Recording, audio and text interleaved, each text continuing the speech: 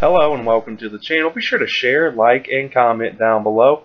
And if you're new here, hit that subscribe button for daily videos on news and politics. Representative Matt Gaetz reacts to developments in the Uranium One scandal on Hannity.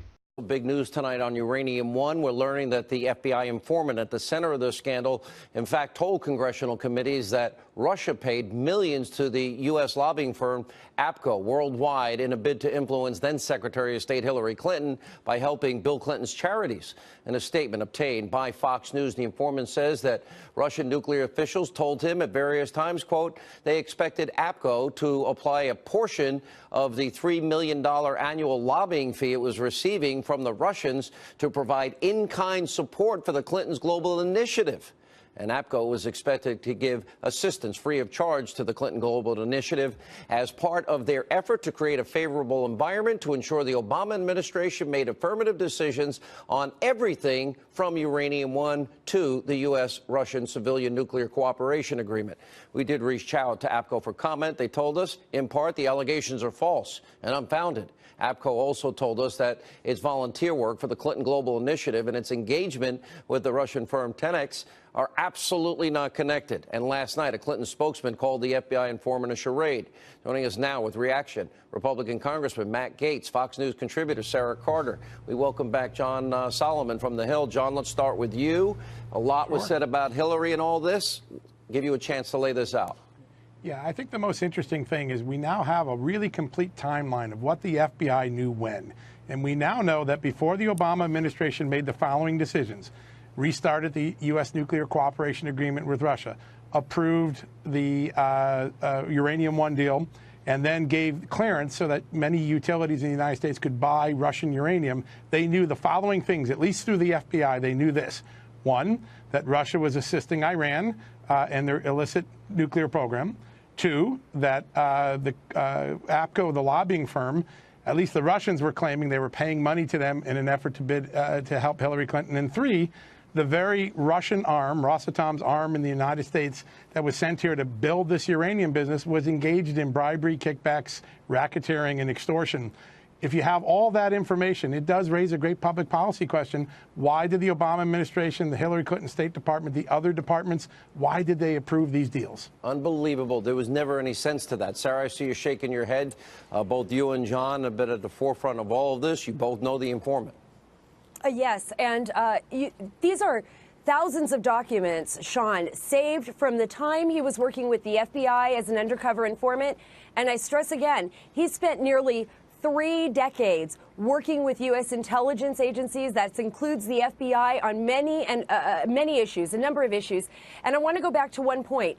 In April 2010 is when he informed the FBI of what he found out regarding Russia and Iran.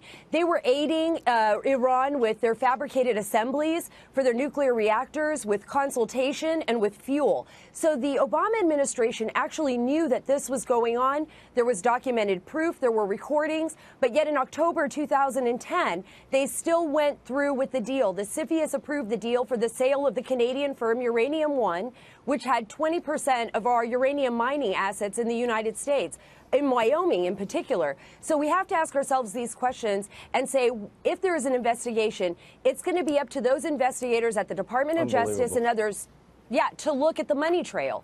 Unbelievable. And we're going to learn a lot more about that. Both you and John agree. I see you both shaking your head. Congressman Gaetz, we don't have enough uranium, Congressman?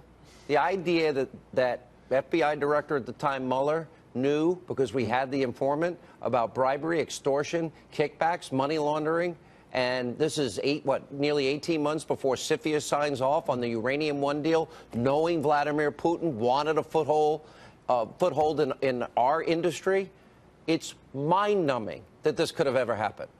Well, and it seems to indicate, Sean, that you would have to have some type of improper influence to end up with these facts. The real question is whether or not there's going to be any consequences, because the Clintons, for decades, are used to having a different standard of justice applied to them than is applied to the rest of the American people. That's why I filed legislation with countless other conservative colleagues like Mark Meadows and Jim Jordan and Todd Rokita, calling for a second special counsel to look into the Clinton Foundation and Uranium One, because, I mean, we can't have Mueller investigate. He should have raised an objection. We can't have Rosenstein investigate because we've already seen the extent to which he's tied up in a lot of these facts, and Jeff Sessions has recused himself. So the only way this doesn't become the next Benghazi, where we stir up a bunch of facts but then let the Clintons off the hook, is to appoint a special counsel, and we need our Attorney General to do that immediately. In other words, separate and apart from the special counsel investigating the investigators.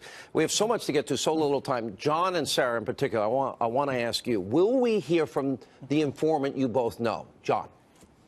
That's a good question. I mean, this interview was a non-transcribed interview with staff, not members of Congress, and I would expect that both staffs will meet, decide what he told them, and decide whether they want to have a public hearing. I think that's the next step.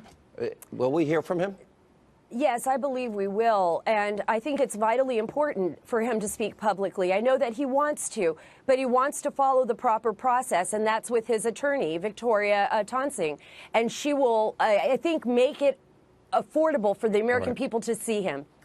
Unbelievable work. We'll continue to peel away the layers of the onion here. You guys have done phenomenal work over the last year. We thank you. Be sure to share, like, subscribe, and comment down below and tell me how you feel about this report.